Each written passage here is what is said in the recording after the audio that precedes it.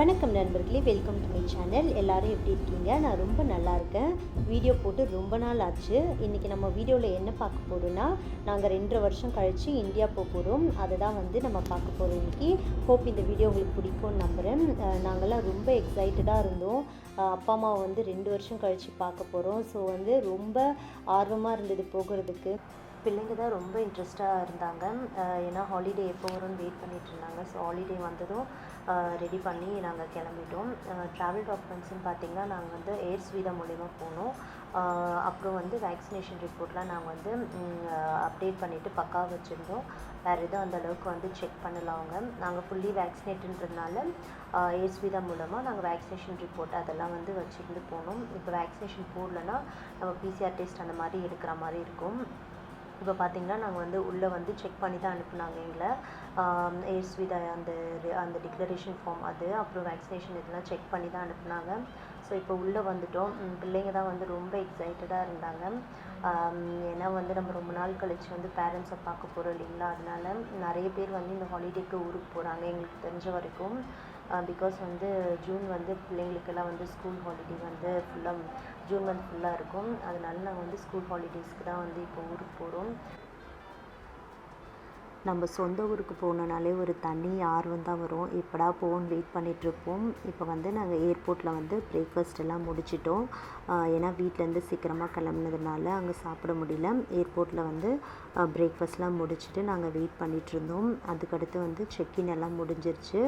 இப்போ நாங்கள் போர்டிங்க்காக வெயிட் பண்ணிகிட்ருந்தோம். நாங்கள் ட்ராவல் பண்ணது ஏர் இண்டியாவில் ட்ராவல் பண்ணோம். ரொம்ப கம்ஃபர்டபுளாக இருந்துச்சு, அஃபோர்டபுளாகவும் இருந்தது. அந்த ஃப்ளைட்டில் தான் நாங்கள் ட்ராவல் பண்ணிட்டு வந்தோம்.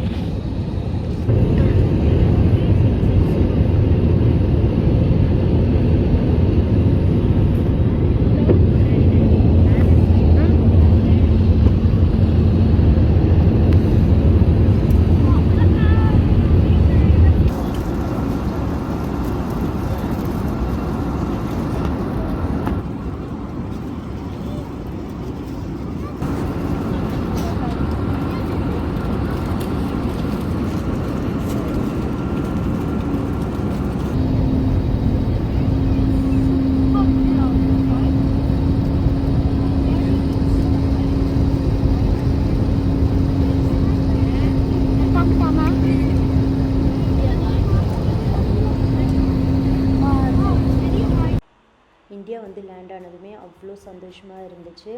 நம்ம போனதுமே எங்கள் ஊர் கோவில் திருவிழா இருந்தது. அதை அட்டன் பண்ணிவிட்டு நாங்கள் ஹாப்பியாக என்ஜாய் பண்ணோம். இந்த லீவில் எத்தனை பேர் ஊருக்கு போனீங்கன்னு எனக்கு சொல்லுங்கள் கமெண்ட்டில். இதுக்கப்புறம் ஊரில் நிறைய வீடியோ எடுத்து போடலான்னு இருக்கேன். எல்லா வீடியோவும் சப்போர்ட் பண்ணுங்கள். மறக்காமல் சேனல் லைக் பண்ணி ஷேர் பண்ணி சப்ஸ்கிரைப் பண்ணுங்கள்.